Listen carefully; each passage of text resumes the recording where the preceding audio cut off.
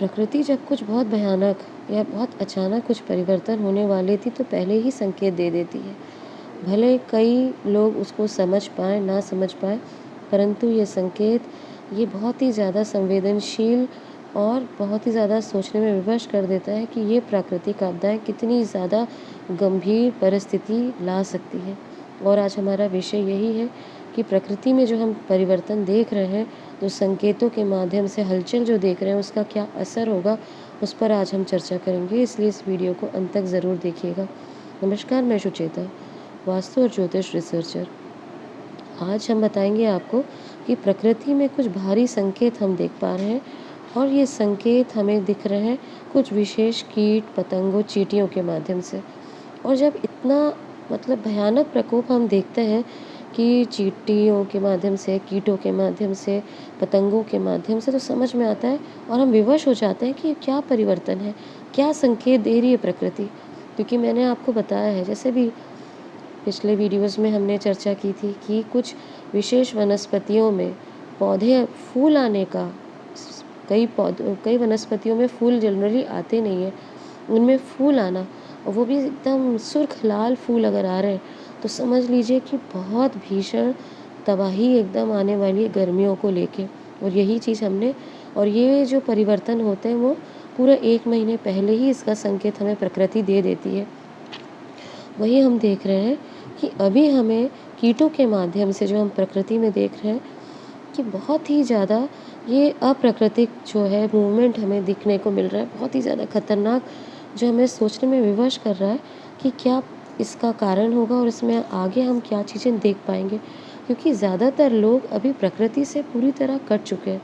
उनके लिए प्रकृति मात्र पेड़ पौधे दूर से देखने का, एंजॉय करने का, पिकनिक मनाने का नज़रिया हो सकता है, परंतु उनके जीवन की दिनचर्या से कट चुका है।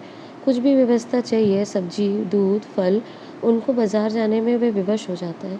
इसीलिए बहुत सारे आज के बच्चे ना दूध की खुशबू, ना फल की खुशबू, ना किसी भी चीज़ से प्रकृति के रूप से डायरेक्टली उनका जुड़ाव नहीं हो पाता और ये सारी चीज़ें वे नहीं सीख पाते। परंतु कुछ चीज़ें ऐसी होती हैं जो हमें बहुत बड़े परिवर्तन को लेके सोचने में मजबूर कर देती है, जो अभी हम देख रहे हैं।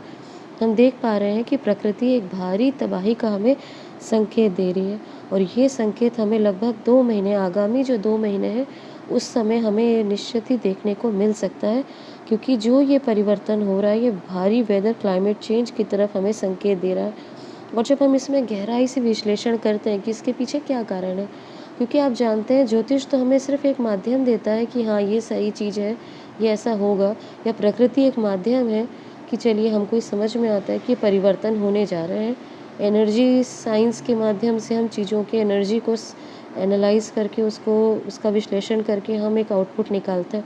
परंतु कभी ऐसा नहीं होता कि बहुत गंभीर सिचुएशन बने और मात्र उसमें ज्योतिष या मात्र उसमें प्रकृति का ही अकेला योगदान हो। हर आयाम में वो परिवर्तन होता है, इसलिए हर आयाम के माध्यम से, हर डायमेंशन में उनमें आपको परिवर्तन देखने को अवश्य मिलते हैं।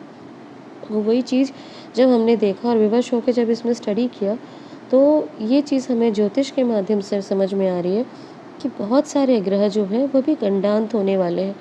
और आप भी देखेंगे कि ये मैक्सिमम प्लैनेट्स गंडांत होने की जब समय आता है, तब उनमें परिवर्तन होना, प्रकृति में छोटा एक प्लैनेट ही बहुत भारी, जैसे मंगल हो, गुरु हो, राहु हो, शुक्र हो, जब यही गंडांत होते हैं तो कोई बड़े परिवर्तन होते हैं। स्पेसिफिकली कुछ नक्षत्रों के माध्यम से जब इनका गंडांत होने का समय होता है तो भारी परिवर्तन हम देख पाते हैं और ये एक्सट्रीम एनर्जी रिलीज़ करते हैं।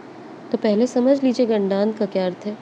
गंडांत एक ऐसी एनर्जी है जो बहुत ही ज़्यादा एक नेगेटिव एनर्जी के रूप में हम देखते हैं। जैसे हम ग्रहण को कभी पॉजिटिव नहीं लेते, वैसे गंडांत होना ग्रहों का भी हम पॉजिटिव नहीं मानते। तो सिंपल भाषा में गंडांत होने का अर्थ है कि जब कोई ग्रह अग्नि राशि से जल राशि में या जल राशि से अग्नि राशि में प्रवेश करेंगे तो उसे हम गंडांत मानते हैं। जैसे राहु केतु, अभी राहु देवता जो है वो अग्नि राशि से जल राशि में प्रवेश करेंगे 18 मई के समय। और राहु जो है वो बहुत लंबा समय लेते हैं एक राशि से दूसरी राशि में गोचर करने का, उनका टाइम स्पैन बहुत लंबा है। तो मान के चलिए 3-4 दिन पहले और 3-4 दिन बाद, ये 18 मई का समय, ये जो आप मान लीजिए हफ्ता भर का समय भारी एनर्जी को रिलीज़ होकर करने वाला है। और ये अग्नि राशि से जब जल राशि में आएँगे तो ये भारी विस्फोटक एनर्जी को रिलीज़ कर सकते हैं। क्योंकि गंडांत का बहुत सारा अर्थ है, कहीं ड्राउनिंग माना जाता है, कहीं इसे नॉट की तरह यानी गिठान की तरह माना जाता है कि कोई भी जीवन में आपके ऐसी रुकावट आती है कि आपको लगता है कि आपके जीवन को बाँध दिया गया है।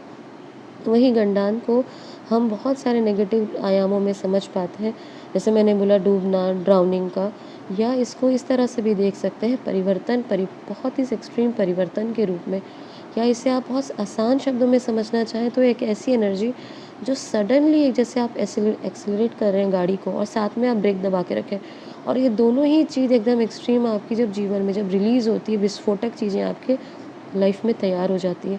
तो यही समय, और हम ये चीज़ जैसे मैंने आपको बताया राहु का भी गोचर होगा, राहु गंडांत होंगे।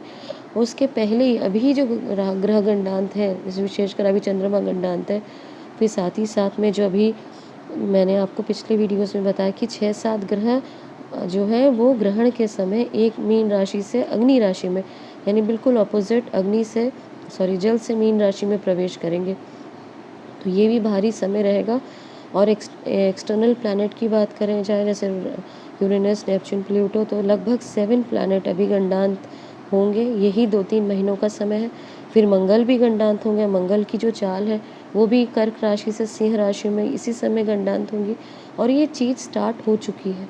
जब भी आप प्रकृति में भारी परिवर्तन देख रहे हैं, जहाँ भी अभी बहुत बड़ा हिमस्खलन हुआ, बहुत बड़ी तरीके से हमारे जो जवानों ने, जो वहाँ के मज़दूर हिमाचल के बद्रीनाथ में जो हुआ था, उस घटना का भी कारण यही ग्रहों का गंडांत होने का है। और गंडांत जब ग्रह होते हैं तो जैसे मैंने आपको बताया एक्सट्रीम एनर्जी रिलीज़ होती है, तो ये भूकंप के रूप में बहुत ही बड़े अगर रूप में एक ग्रह गंडांत होता है तो आप देखते हैं कि आंधी, तूफान, बारिश की परिस्थिति बनती ही है। हम समझ जाते हैं कि कुछ नक्षत्र या ग्रह कोई ना कोई गंडांत हुआ है, या कोई ना कोई नक्षत्र में किसी बाहरी ग्रह का एक मूवमेंट हो रहा है।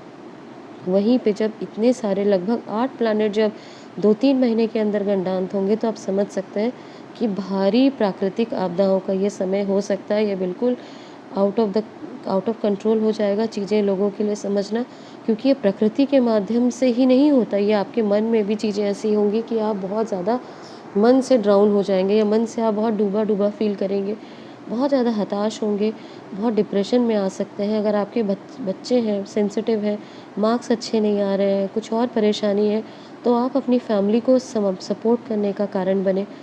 बच्चों की पढ़ाई को लेके बहुत ज़्यादा स्ट्रेस मत दीजिए, ये उनके लिए बहुत ही ज़्यादा खतरनाक हो सकता है, क्योंकि ऑलरेडी ग्रह जो दिखा रहा है बहुत स्ट्रेसफुल टाइम होगा लगभग सबके लिए। हर आयाम में ये देखेंगे जैसे चेंजेस आएंगे, तो पढ़ाई को लेके, बच्चों के, बड़ों के करियर को लेके ये सारी चीज़ें बड़ी भीषण रूप से तैयार होंगी।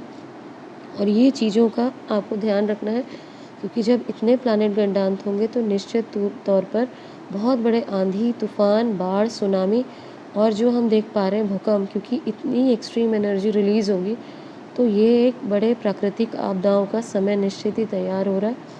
इसलिए इन गंडांत ग्रहों से आप तैयारी कर लें, अपना कुछ ना कुछ चेंजेस जो आप हैं उसको समझने का प्रयास करें। प्रकृति में तो चेंज होगा, उससे आप डरने की कोई आवश्यकता नहीं है, परंतु अपने मन में जो परिवर्तन आएंगे, नेगेटिविटी आएगी, उससे आपको संभलने और बचने की आवश्यकता है। ये ज़रूर ध्यान करिएगा। ये जानकारी यहीं तक। धन्यवाद।